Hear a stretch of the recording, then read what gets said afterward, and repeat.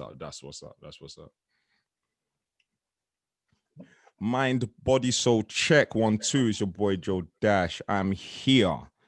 And this episode is special, people. I'm tell you for multiple reasons, but to make a long story longer, I'm going to say it anyway, because this brother is definitely a powerful one, somebody I admire, somebody I respect, and his work is phenomenal at what he does. Sometimes in life it's important to find your peers and just applaud what they're doing. So today is really much a conversation, but it also is a celebration of this brother's work, because if you don't know about him today, you're going to get to understand. There's levels to this game, and there's only a few people I can rely on to really give me that deep knowledge. Do you understand what I'm saying? So with no further ado, Mr. Leon Marshall, welcome to the show. How are you doing, King? Thank you, brother. I really appreciate you giving me this platform, man.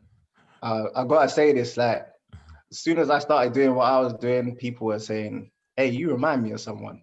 There's someone else doing what you're doing. So this is just like a honor, a privilege, and I said this to you off air. I feel like the universe wanted this. You get me? Nah, yeah. When you said that, I was like, yo, that's deeper than that. The universe definitely wanted this to happen, and it's the right time.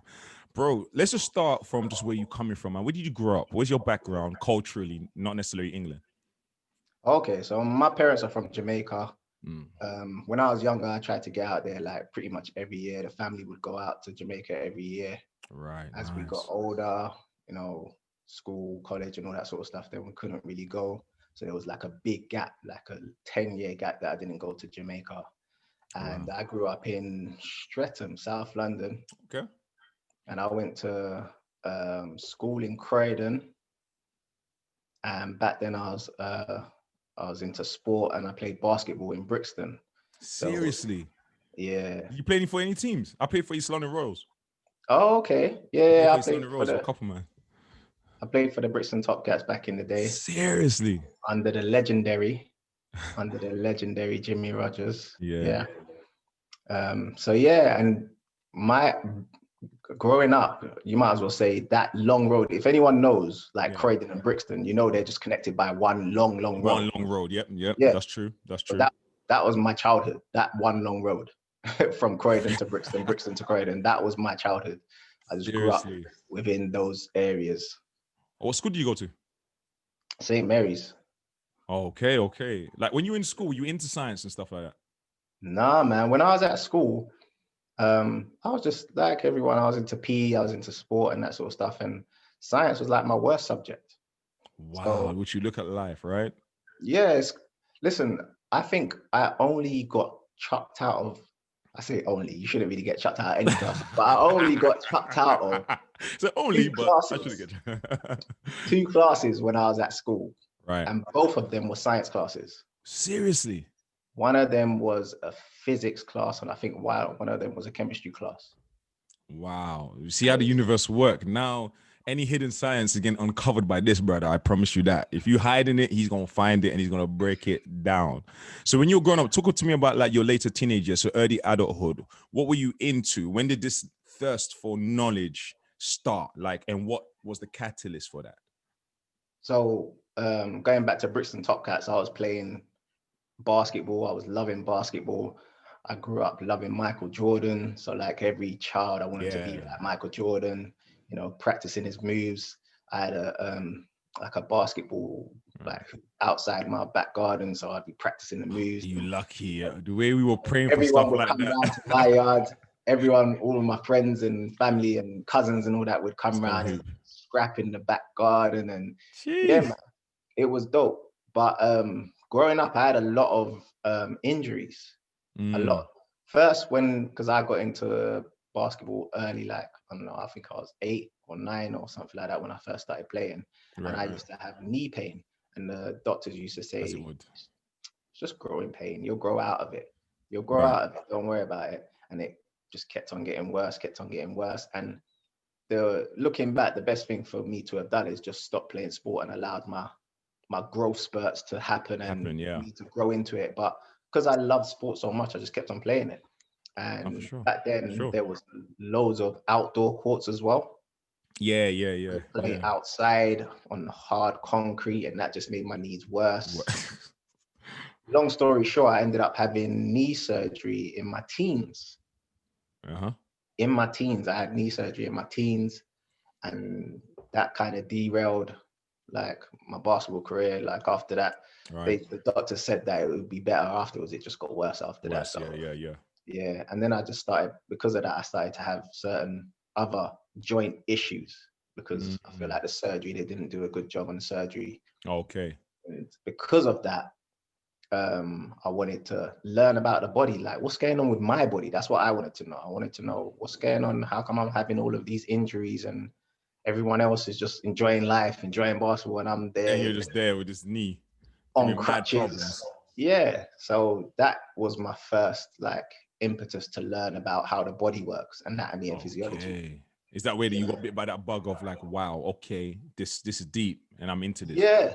So when I was at college, after my knee surgery and that, I was like, I want to learn about the body. So I was trying to get into science. I booked onto a module, like a biology module. I wanted to learn about biology. But again, it was just like school. Like they weren't teaching it to me in a way that I could understand. So the reason why I was getting into it with my teachers is because I was confused. Do you know what I'm saying? And it created conflict in the classroom. I was disruptive and that sort of stuff. So when I was at college now, I was trying to learn biology. I was confused again. I was like, this is too hard. I'm just not doing this. You get me? But I graduated, quote unquote, graduated from college. And then there was the option to either go university with the grades that I had, or think about what you want to do with your life. Yeah, right. And again, I was like, this studying thing is long because every time I'm trying to get into something that I like, I find it super difficult. So the biology, the chemistry, all of that. So I was like, no, I ain't getting to university. And spend 30 racks plus just to be more confused exactly. the past 2 times. I was like, freak this, I'm not going, man. I don't know what I'm going to do with my life, but I'll figure it out. Do you get me? Yeah, right. And that summer that I finished college, I was involved in a car accident.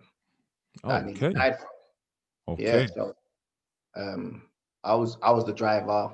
Thank God there was no one else in the car. Okay. But I was driving and the person hit me side on. So I was driving like this and the person hit me right here. Okay. Yeah. So where the person hit me, they hit the driver's door, the driver side door. Yeah. I wasn't wearing my seatbelt. So when he hit me, I flew out of the driver's seat and my head went through the passenger side window. Oh. So it's crazy. When I got hit, I went and I flew out and like my head was hanging out the passenger side window. And then when I because obviously when you're in a car accident, like you're dazed and confused. Yeah, of course. When I opened up my eyes, I was like, bro, what just happened? And I'm in the passenger seat now. Yeah, so your head hanging out the damn window and that. Yeah, I'm like, what's going on? I swear I was driving. And then I'm like, where's this water coming from? There's so much water dripping. Where's your blood? I was like, what? And then my face was just pouring down. Like my face was hanging off. Yeah. My face was literally hanging off my skull. And so I just started screaming like, cause I thought I was gonna die. Now reality is sinking in, isn't it? Like now it's really becoming real because you've just been in a car crash. So yeah, and it was such a terrible car crash that because people saw the accident, they came over and they were like, call the ambulance, oh my gosh. They're looking at you thinking, right. And does that make you feel more like, raw, am I gonna die? Because the way people's reaction, you know what I mean? They're looking at you like you're half dead. You're like, am I? You know what I mean? That's what's crazy because when something like that happens, your adrenaline's flowing and all that stuff. So it's crazy. I didn't feel a thing. Yeah, adrenaline's running through. I didn't feel any pain. I didn't feel a thing. So it's crazy because you could there were people around the car like, oh my gosh, we need to help him. I was thinking, I feel all right, but I know I'm not because I can see blood everywhere. Do you get what I'm saying? Right. So when the ambulance come now, they came with a stretcher, and I never forget because I was just in the car. What was crazy was I was screaming like, oh my gosh, because I thought I was gonna die. And then I'll never forget an old woman who was just walking by, and I swear to God, this is a true story. Old woman was just walking by.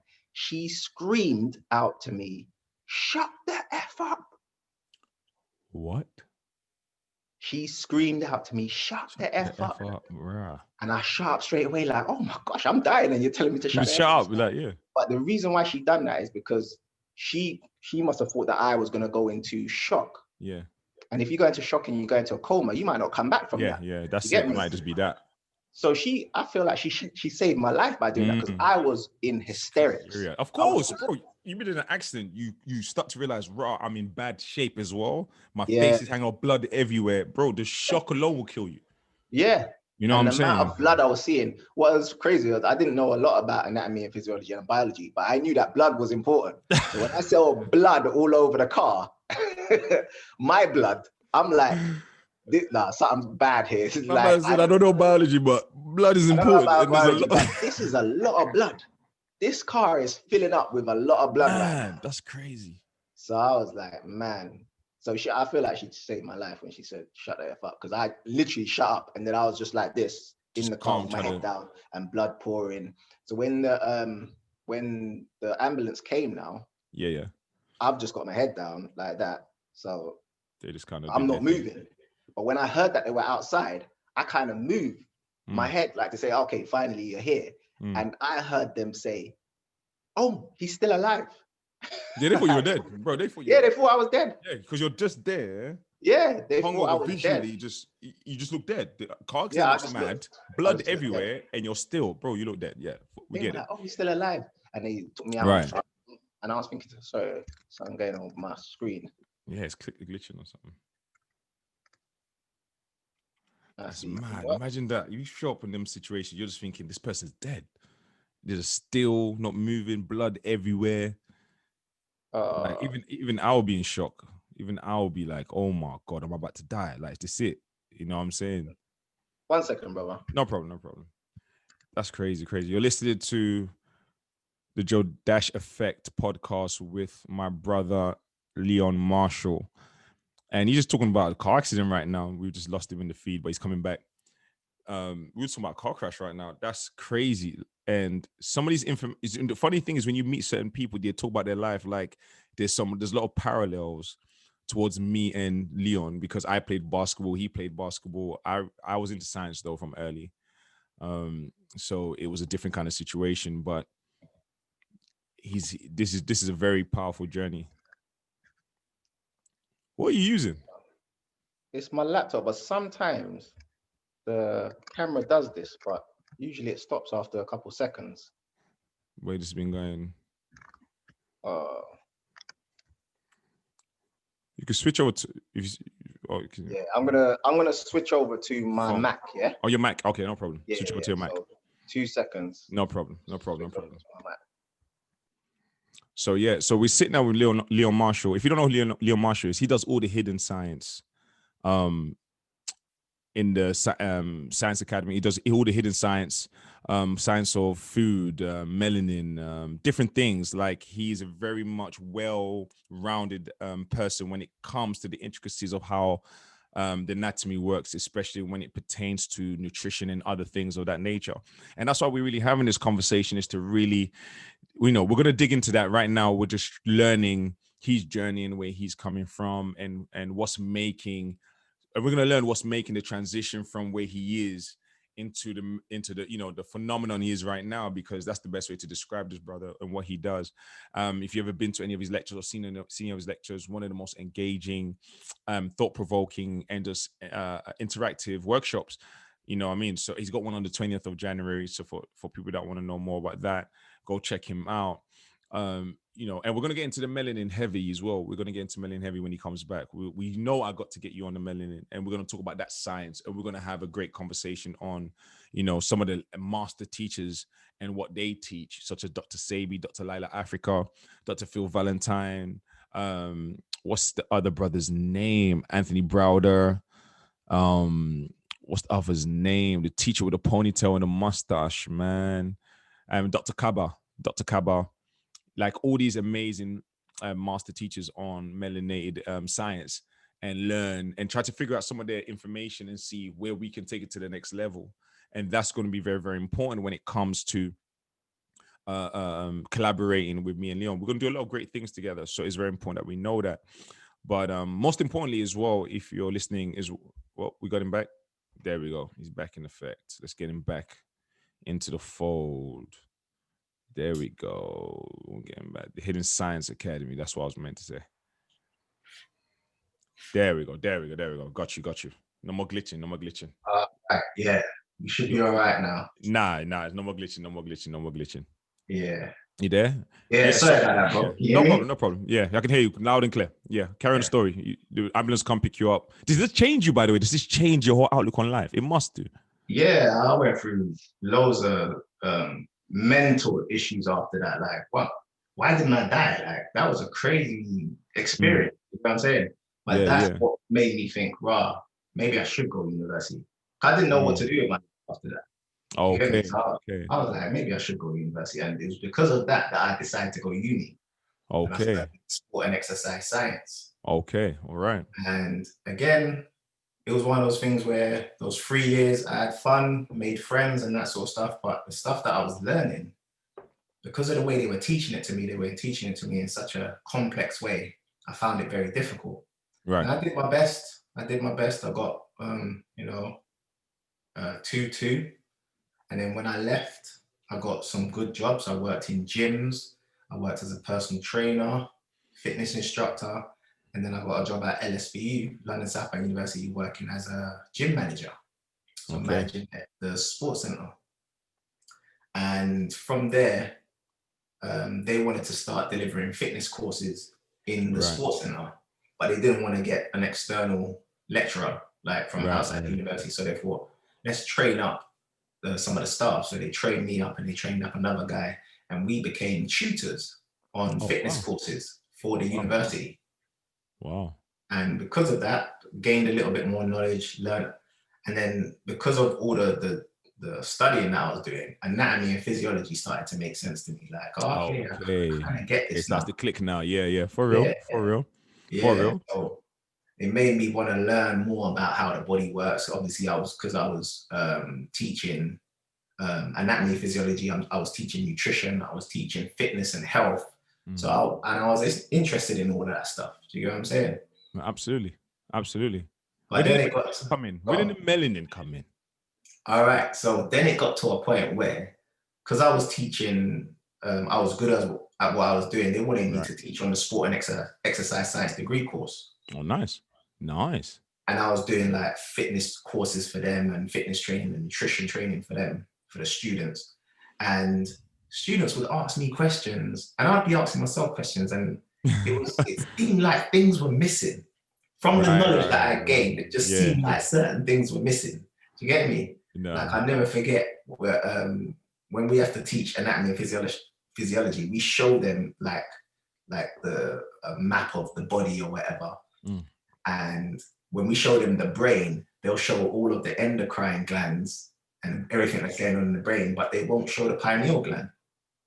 And I always used to look at the picture like, I swear there's something missing from this anatomy picture. And this is what me, the lecturer, has to teach the students. Do you get me? Right. I'm missing out the pineal gland. I'm like, why don't they talk about the pineal gland? That's crazy. So it made me start to want to learn a little bit more, because I just felt like there was something missing. Yeah. You know what I mean? I just felt like there was something missing. Who was your first early teachers then? Who were you digging into? Because we were getting it from the US at the time. So who was some of your favorite teachers or people that really started to make it make sense to you? Dr. Laila Africa. The master teacher himself. The master teacher, man. The first book I read of his was Nutricide. Okay. That's the first one you read. Sorry? That's the first book, one of his first books of him that you read. Yeah, Nutricide. And when I read that, I was like, wow, that just blew me away. Do you get me? And I was having a couple health issues at the time. So I was like, bro, it just changed my whole outlook on nutrition. And then he had a Melanin book, What Makes Black People Black. Yeah. That's my first book I bought of his. Yeah. I was like, this is crazy. This stuff is crazy. Did you do any of his courses? Nah. Bro, dog. Like, I'll be at home in my room with the lights off, just thinking about everything I've learned on his course. I'm like, this don't make, like, what is this? And it's, when I talk to biology science students or physiology or biochemistry, they have no idea what I'm talking about. No idea. Not one clue. And literally, I was debating, like, trust me, this is the root of it and stuff like that. And they were like, nah, it's pseudoscience and da-da-da-da. Fast forward now, a lot of the pseudoscience they were talking about is now popular now. Yeah. But back like 15 years ago, they were like, no, bro, it's not. I'm like, trust me, like there's things missing. So I totally understand when they leave out things, you're like, something ain't correct. And then you meet these master teachers and they let the whole thing spread out. Do you understand what I'm saying? So the only thing with Dr. Little Africa is it sounded like, and I met him, so I feel like it was trust to meet him. like, that's amazing. Yeah, I did meet him. But when you read his work, it sounds exactly like how he talks when you're talking to him. You get me? So he has, or not has, because what he was doing, and he was doing it for so long, he got to the point where he was, what's the word? Not angry, but he was like, black people, man, I'm giving you everything you need to know. Do you get what I'm saying? Like, he was a bit,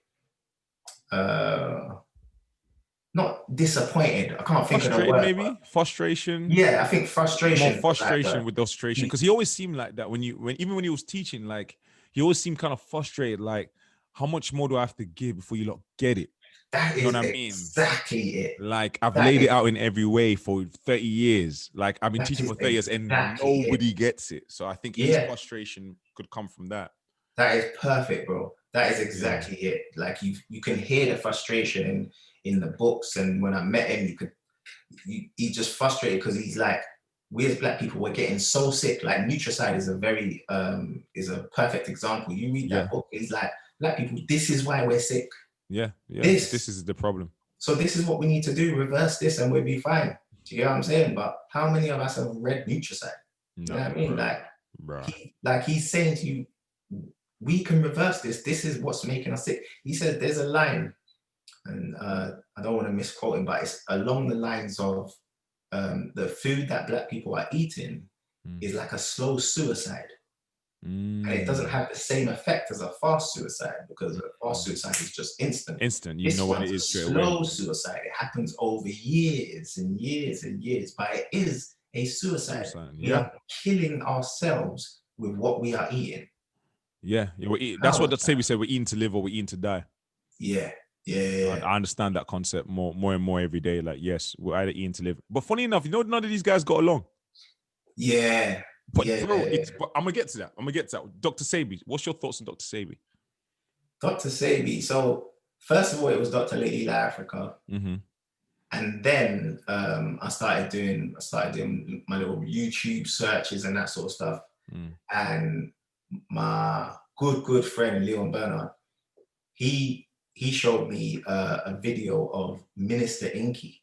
Oh, big up to Minister Inky. When I say that video blew me away.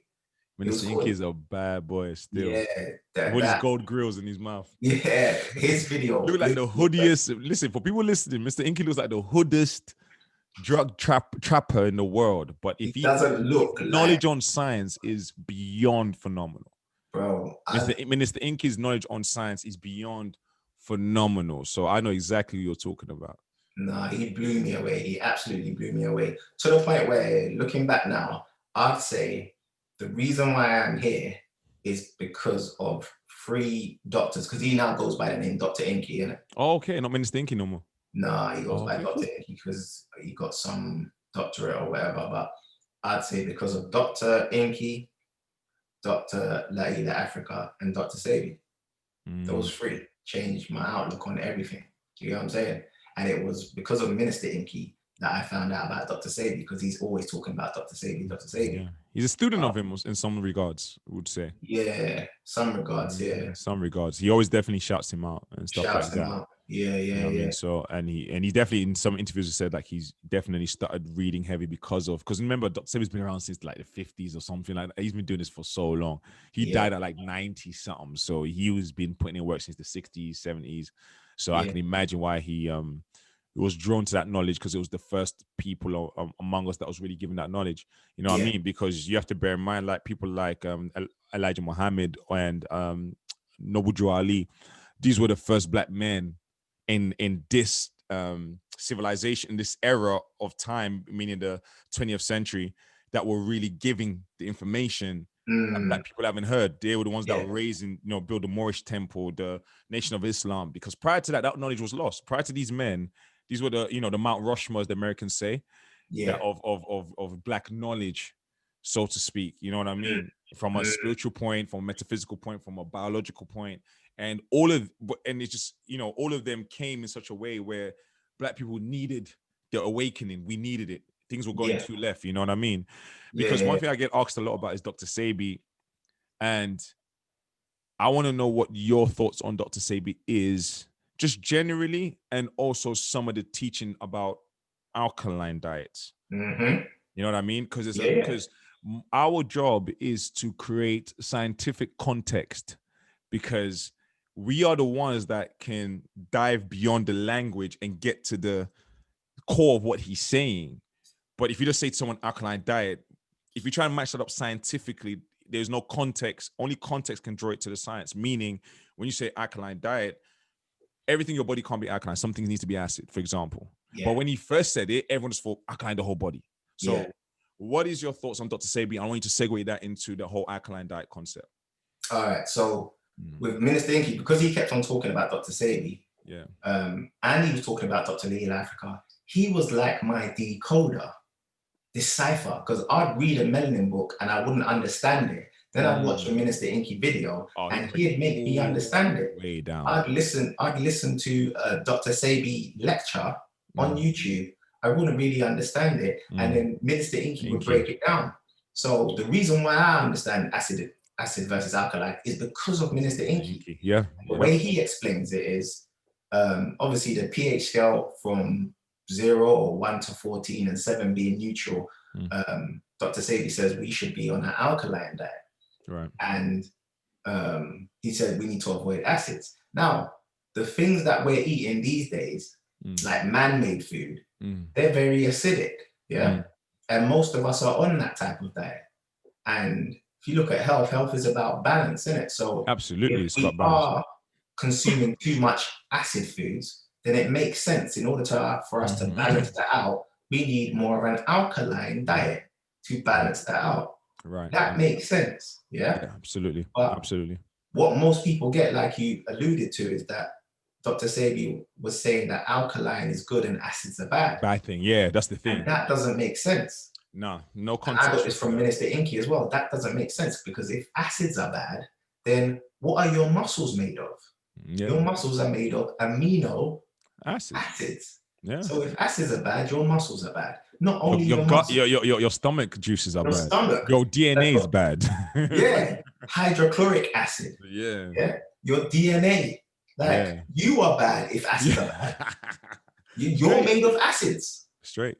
You're made of acids. The building block of life, as they call it. The building block of life is amino acids. It's not alkaline. Alkaline is not the building block. Sorry, don't get mad at me and Leon. We're just the science. This is just science. It's just the science. We're just breaking it down, right? I know, and we love Dr. Sabi. Let's be clear. We love Dr. Sabi. He's a master teacher, and we admire him. Our job, me and Leon, is to make sure we bring context, because life without context is open to misinterpretation. So when you say, acid is bad, alkaline is good, we have to make that make sense in a pragmatic sense when you're eating food, that you can't assume that everything in your body needs to be alkaline. And that's what Leon's really breaking down right now. So it's important that we understand that. Yeah, carry on, Leon. Right. And with acid foods as well. So with lemons and limes and grapefruits, they're citric, they've got citric acid, they're citrus fruits, but they are great for your health. And what's crazy with those fruits are, even though they are acidic fruits, they're very alkalizing. So you consume them and they have an alkalizing effect on your body. So if we just go by acids are bad, then we're going to miss out things that your body needs, like lemons, like limes, those citric acids. Do you know what I'm saying? People don't understand how important citric acids are. Yeah. And if you know about the Krebs cycle, I was going to say, it's also known as a citric acid cycle. Exactly. That's how important. You make energy from acid. So don't get it twisted. From acids. So that's what I explained on my course, like that we need the acids. and we need the alkaline, and it's the way they interact with each other that keeps us healthy. We need to avoid the man-made acids, most definitely. Avoid those. Those are going to make you sick.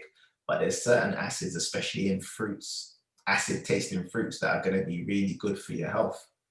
And it's just trying to help people to understand that. And like you said, not all of your body needs to be alkalized, because if your stomach is alkalized and it doesn't have acids in it, you are going to struggle to digest food. I don't even know how you live. Because if you got to eat at some point, when you eat and you can't break it down, your body's going to have a massive issue with that. You know what I mean? So you need that hydrochloric acid to be exactly what it is. Its job is to break down food. And the only reason it does is because it's pH level.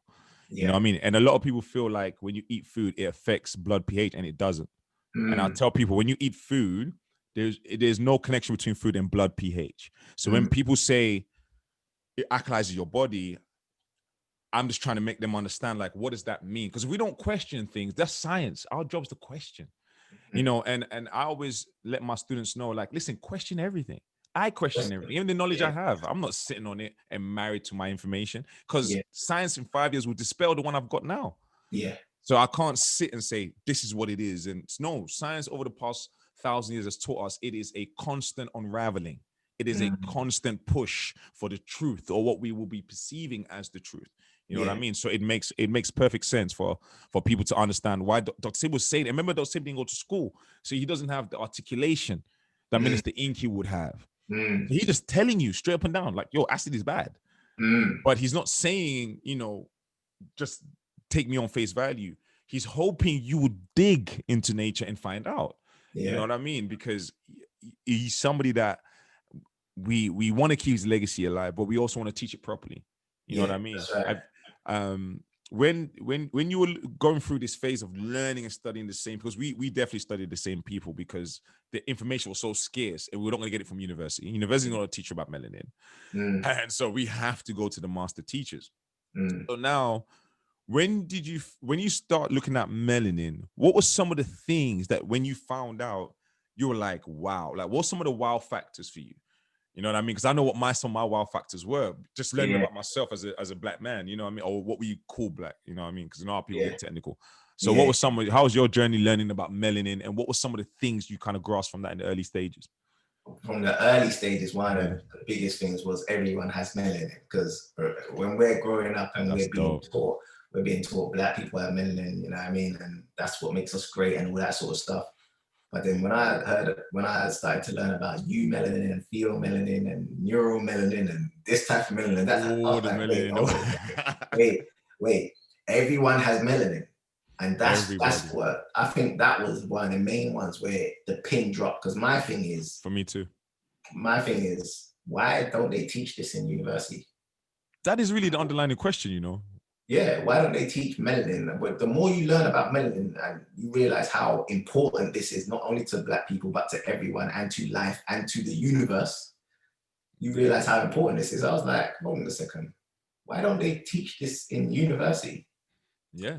Real talk. And then the more you learn about melanin, the more you realize why they don't. And again, I got to salute Minister Inky for kind of opening my eyes on this. Yeah. He was like, the way he breaks it down is so simple and logical. He was like, racism exists, right? Racism exists in every aspect of life. It's in education, it's in religion, it's in judicial system, it's in everything. So why would you not think it's in science? And I was like, of course it's going to be in science. So that is the reason why. And he says they have a melanin code of silence. So they won't talk about it. And I was like, of course they won't talk about it, because the more you learn about this thing, it's like, things start to make sense. Literally, the more you learn about melanin will make other things make sense. You know what I'm saying? Yeah, true. So I was like, wow, this is ridiculous. And then when I got that knowledge now, I was like, I can't keep this to myself. Like, this is crazy. For real. You're like, nah, everyone else has I can't keep this to myself. And I can't tell this to the university students because I'm not allowed to. Yeah. You can't. You definitely can't. So I had to create a course. So I created the Hidden Science of Black Holistic Health, and I created that in 2017. Amazing. Just so I could teach this knowledge. Do you get what I'm saying? Because me being a sports science lecturer at London South Bank University, I could not say this stuff. Yeah. Do you know what I'm saying? Yeah, for sure. It's their institution. They decide what people learn. Yeah, Yeah, they exactly. decide I'm what following people their learn. syllabus. I'm following their curriculum. I'm following what they tell me to teach. So I can't Of course. go off topic and go. It's Start talking crazy. about Like, melanin and pioneer. They're like, this boy is yeah, bugging. they'd be like, I don't know. Like, I don't even know what would have happened to me. But there was a time where I was in a lecture theatre and it was a sports science, and we were talking about sport and sport athletes and all that. And one of the students, a young white guy, he was like, "Sir, can you tell me why is it always the black athlete that's the fastest and can run the fastest and can jump the highest? Why is it that?" And I was like, I don't know. I don't know, Johnny. It's a sticky one still, Johnny. I don't know. And then he was turning around to other people like, ain't it true though? Ain't it true? When you was at school, who was the fastest runner in your school? Weren't it the black boy? In my school, the one who was running the fastest and jumping, it was always the black. Sir, why is that? I was like, in the middle of the class. I can't even say nothing. Do you get me? So was like, yeah, that just made me say, nah, man, I can't keep this to myself. Right. So I created the Hidden Science of Black Holistic Health in 2017. And the first course we ran was at CSCP, Supplementary Education Center in Croydon. And that's where the great Robin Walker does his Black History courses. Yeah, Dr. Robin Walker. Yeah. Phenomenal. And since then, it's just been crazy. Like it seemed like Black people were waiting for this, because soon as we done the first one, it was spread like wildfire. Yeah. Do you think that there'll be a place or time where melanin can become a degree in this country? That's the thing. Again, going back to the racism that's in the institutions, because the racism that's in the institutions, if there is a degree in melanin, who's going to teach it? That's a good question. Who will they allow to teach it? Do you get what I'm saying? That's a good question. Again, the same way when I'm a sports science lecturer, there's things I can say and there's things I can't say. Right. I'm following their curriculum. I'm following their syllabus. So who's going to write the syllabus? Who's going to say what's in this melanin degree course? That's true. That's true. The only thing. Do you get what I'm saying? And the universities, even though they seem on the surface, they seem like they're trying to change, you know, diversity and all this diversity, and you're seeing Black students at Oxford and Cambridge, and you know, but that's just the surface, isn't it? Yeah, it's not. This thing cuts deep, so you know those surface changes are just there to kind of like throw the dog a bone, if you will. Exactly. But really and truly, we need to dive deeper in order to kind of fix, or at least allow the space so we can learn the deep sciences of melanin, because they know. Yeah, they know. Universities, like some top universities, they really, really know. Like, I remember a friend of mine who went to Cambridge was telling me about that. He's like, "Yo, we got volumes of this. What are you talking about?" I was like, "What?" And I was like, "Bro, what are you talking about?" I didn't even believe him for the longest time. And I was like, "Bro, I'll pay top dollar to get a few pages. Yeah, just give me a couple pages." And he was just like, "They lock it away. You can't even do that." He's like, "I don't want to get expelled from school." And I'm just like, "Come on, man." Yeah. But it just speaks to what you're saying about, you know, institutional racism in those kind of places. And, you know, not just, you know, we're not just pulling the race card out of thin air, but it's just the truth of the matter, because this information, you wake up and you're the only one with it. You're like, you just want to tell everyone. You're like, well, wait, do you not understand who we are and what we are and what we are made of? You know what I mean? Yeah. I always give the example of chlorophyll. So chlorophyll is the green pigment in plants that absorbs sunlight and is involved in photosynthesis. So the plants can absorb sunlight, and then in the presence of carbon dioxide and water, they can create glucose and oxygen. They use the glucose to live as food, and they release the oxygen for us. That blew me away. And then to think that every book that I've read, every single person, and a lot of the books that I've read are not either, these are Europeans saying this stuff, not Black people. Every book that I've read said that melanin is 1,000 times more powerful than chlorophyll. So if melanin is 1,000 times more powerful than chlorophyll, and they teach photosynthesis to every child in school, every single one of us learn about how the leaves absorb sunlight because of chlorophyll, and then convert it into food. Every child is taught about photosynthesis. So if that's the case, why don't we learn about that thing that's 1,000 times more powerful than chlorophyll? Because it's 1,000 times more powerful. Exactly, that's the thing. So when if people say, "Oh, why are you throwing out the race car?" Well, you tell me why. Yeah. Why do they teach us about chlorophyll and not melanin? Real talk. Why do they teach us about chlorophyll and not melanin when melanin is 1,000 times more powerful and we all have it? If it was just black people have it, then everyone would be like, "Oh, come on, man, we're not going to teach that." Because everyone has it. Yeah, but everyone has it. So, even in nature, everything organically alive has melanin in it. From bacteria, fungi, they all have melanin in it. And that's what's crazy about the information. Even though my course was called The Hidden Science of Black Holistic Health, there wasn't always black people on it. A couple of white people, a couple of Asian people booked onto it because this knowledge is for everyone. The fact of the matter is everyone has melanin. Absolutely. So the truth is the truth, isn't it? Yeah, of course. It's not black truth and a white truth. The truth is the truth. So when people book onto my course and they're learning this stuff, they're like, wow. The white woman that booked onto my course, she's like, wow, this is blowing me away. The Asian people that booked onto my course, they're like, wow, this is blowing me away because the truth is the truth. It is what it is. It's not. It is what it is. The sun can create melanoma, or it can help you make vitamin D. It doesn't care how you feel about that. The sun is not concerned about how you feel about it. You know what I mean? If you're fair complexion, you're Caucasian, you get underneath that sun long enough, you might be in trouble. It is what it is. The sun's not sorry about it. It's not. Nature's never sorry. It's unapologetic in its existence. Yes. So it doesn't care about how we feel. It's that we have complex emotions, so therefore we have to be mindful. But beyond that, melanin's for everyone, like you were saying. That's very, very true. Everyone has it because naturally, even white people think it's just black people.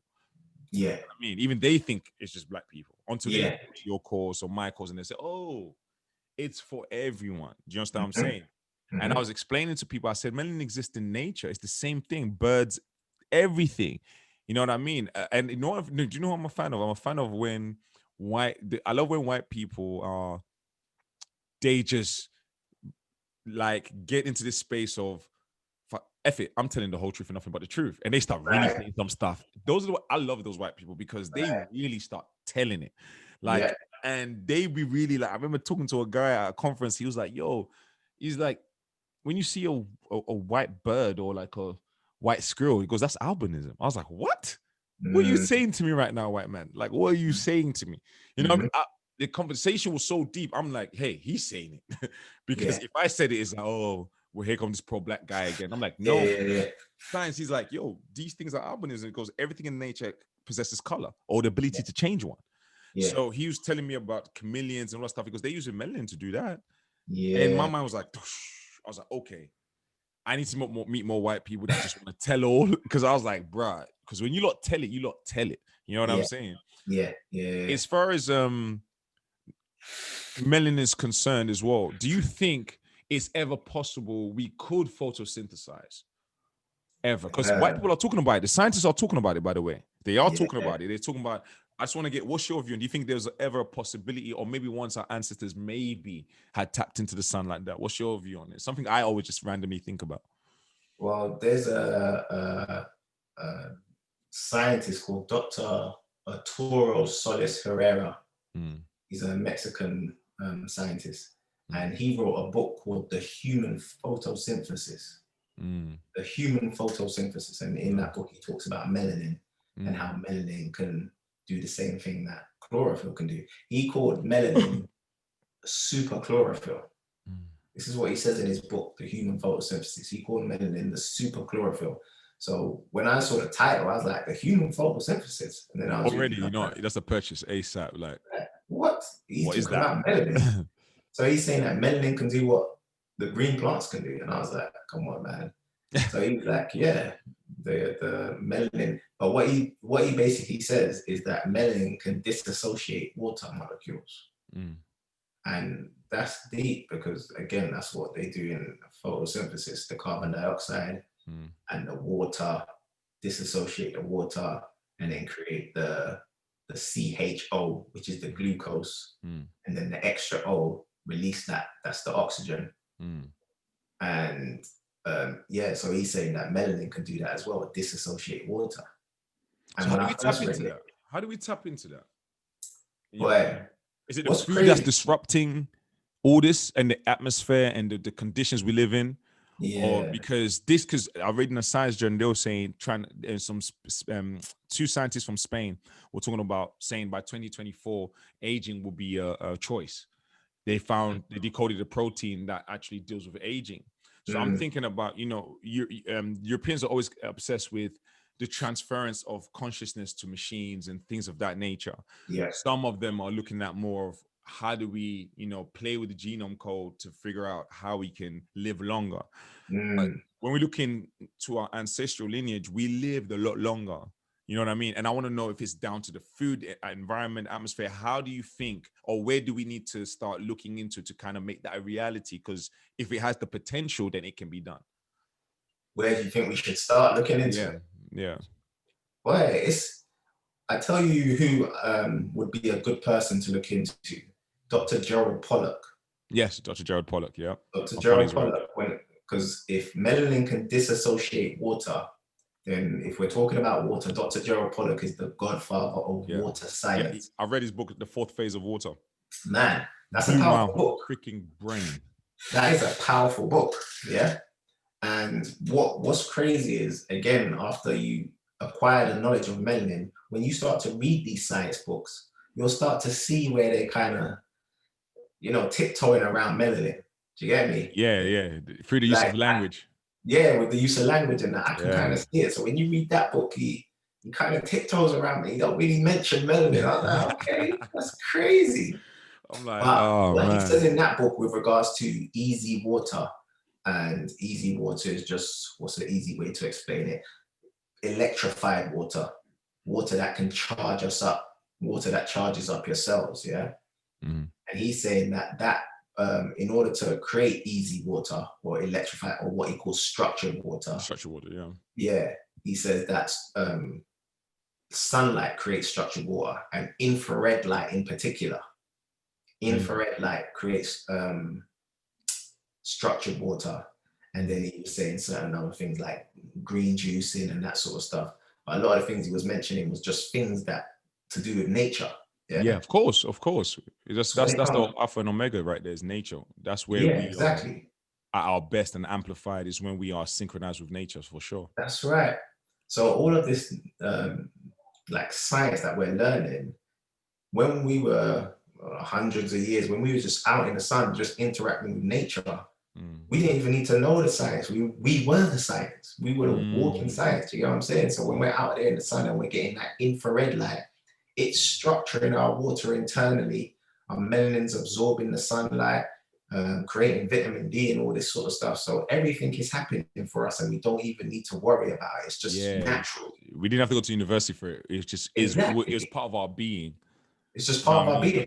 It's part of our being. And what I want people to understand as well is what Leon's talking about, because I don't want it to go over no one's head for what Leon's saying, because to Dr. Gerald Pollack, that's a heavy read, by the way. So if you want to buy it, the book's called The Fourth Phase of Water. It's a very heavy read, but like Leon was saying, that it will start to connect a few dots for you in that kind of space. So carry on. Yeah. So after reading that book, I was like, okay, this water thing is very important, and structured water is very important. And to think that we as Black people, if we're just out in the sun, we don't need to worry about it. Our water's being structured. We don't need to know the science. You know what I'm saying? Our water, and we're eating the fruits, the vegetables, we're drinking the right sort of water, and water's being structured. These days now, because of the environment that we live in, our water is not being structured. Not even the slightest. So it's affecting our health. It's affecting our melanin. You know, I always joke on my course that, people say Black don't crack. Well, if you look at the statistics in the UK, it's been cracking for. It's been cracking. It's been cracking for minutes. It's snap, crackling, and popping right now. Like our Black is snap, crackling, and popping. Bro, it's sizzling, bro. Man, I'm going to the sun and sizzling and burning and that. Exactly. Burning no damn sun, but that's what it is, like you're saying. And one thing for people to also pick up on, because I don't want them to miss a beat of what you're saying as well, because you have to understand that the mitochondria was a separate microorganism. It is through the symbiogenesis and epigenetics that we have a mitochondria. It was not always there. So how else was we converting energy? The water, the cytoplasm. So there's no other way. The DNA is not doing that. The ribosomes are not doing that. It was the cytoplasm and that water when Leon talked about electric water, because the mitochondria was its own separate microorganism.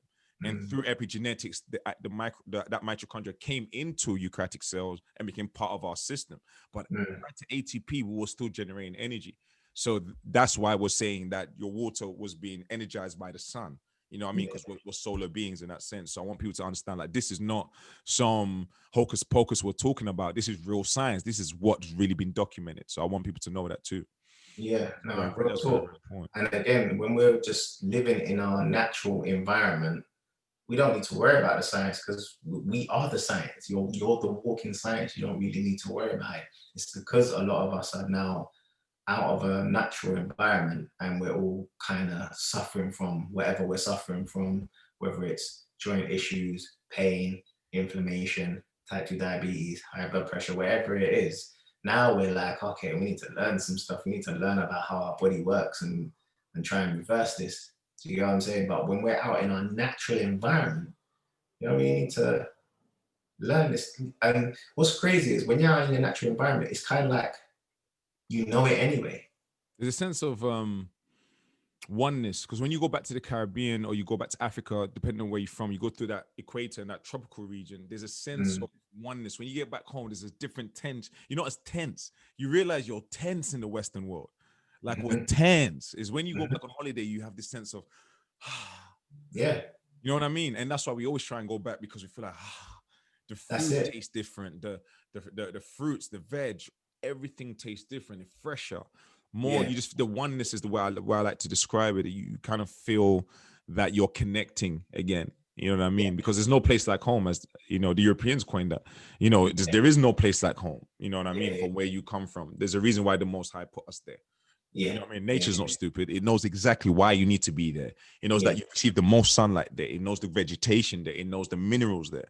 What I would ask, last thing I would ask is, what should people start to do? Melanated people start to do. And when I say melanated people, I'm talking about everybody. Because everyone has melanin. If you've been listening to this podcast, like Leon said, everybody has it. So we need to start looking at it from that point. But what should we be doing? What would you say for the people that want to start getting their health into a space where they can start tapping into what the melanin potential is? What kind of things should be looking at from your point of view?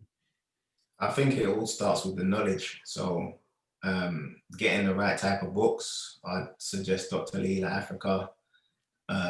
There's quite a few. Richard King, Dr. Richard King, he's up there as well. He's got some very, very powerful books. The Key to Freedom, one of his books was called The Key to Freedom. Very small book, easy to read. You read it within a week or a couple of days. Absolutely. Like that. And certain YouTube videos, but I don't really want to mention them because a lot of the times when I watch them, because of my background, they make total sense to me. I tell someone else to watch them and it causes total confusion to them. You know what I'm saying? So there's certain things I always like to direct people to simplified information. So, True. So they have to go through the stuff we went through, have to sort through stuff, be confused for a minute, then bounce around. So we're making it easy. But what I'd say though is a lot of my lectures, nearly every one of my lectures, I mention melanin somewhere in the lecture. Yeah, just a little part, because I don't want to overwhelm anyone. So you watch any of the Hidden Science Academy lectures, and you'll get a snippet of melanin in each one, and I guarantee you it will start to make sense. Like literally, I try and connect the dots for people. So when they do a great job of it, bro. Like your ability to simplify is what I enjoy about you as well. And you add the comedy to it, man. It makes it interesting to watch. You're very engaging. You make it. You're not boring at all. For people that have never seen Leon, like you're just gonna have fun learning this stuff. Like he brings fun to it, and I think that's very important. When you drop in your book, bro, because we need a book from you. It's this year. It's this year. Don't worry, because I'm so busy, but I can't use that as an excuse. Nah, man, we need what's in your head, fam. We need it. Yeah, we need it. To be fair, like you're an inspiration. You come out with your book. I appreciate that, King. I appreciate that, King. As soon as you drop that now, you're part of when people type in melanin into Amazon, your book's gonna come up, bro. You gotta understand how powerful that is. When there's a young person like me 10, 15 years ago, when I'm trying to find out about melanin, like that young person of today is gonna search and find your book. Right. Find other people's books, but yours is amongst them. And I think that is so powerful. Do you get me? It took me like 17 years to write that book. Wow. I had to learn, because I started my journey in 2004. I had to learn, study, be a student, do Dr. Laila Africa's courses, do this person's courses, and dig. And I had to go, because I had to look at melanin, and from a cultural science point of view, I had to look at our hidden archaeology is another great book I had to read. Right. Hidden archaeology. I had to read the 42 Negative Confessions. I had to read pyramid text and all these things just to get a round view of our people and how they were interacting with nature. So it took so long, and I just decided that okay, it's now time, because at that point I've been teaching for such a long time. I was like, you know what, it's time now to drop it. But after I dropped it, I saw why it was so significant. That's why I was like, Leon, when you dropping your thing, bro, we need it. Because Lord knows we can't just let them tell our science. We have to tell our science, and it's very, very important.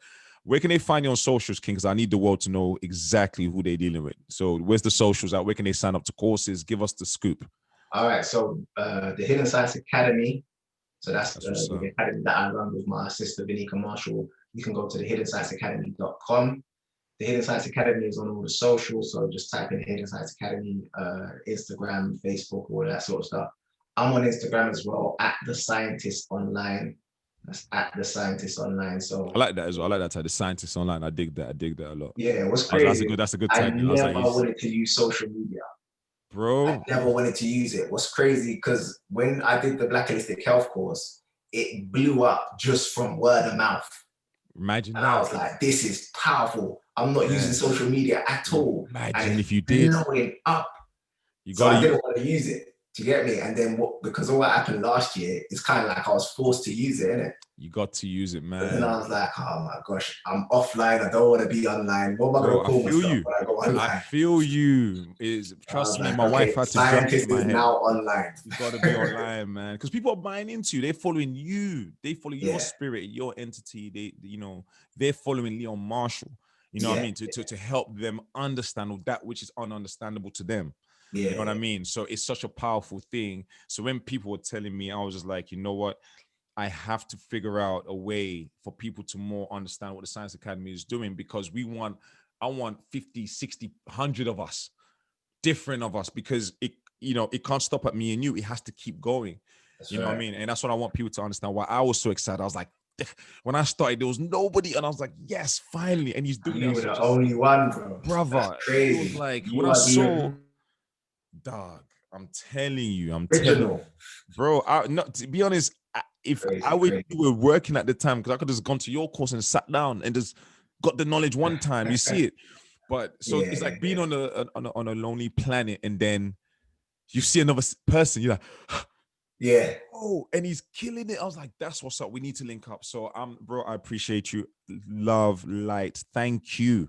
Thank you. You know what I mean? And we're gonna continue our conversation, because I'm about to switch us over to IG Live. People have been waiting. They've been on to me. My phone, man. Because if I don't do this, they're gonna disown me. The community's gonna disown me, because I promised them, and they're like, Joe, we want to see it. Right. We got to see it. On my phone, brother. All right, no problem, King. Much love for you. I'll see you in a minute. Much love. Much love. This has been a Joe Dash podcast. Much love to everyone listening. Check out Leon Marshall, the Hidden Science Academy. You want to check out this brother. Peace, love, and light, everybody. Peace.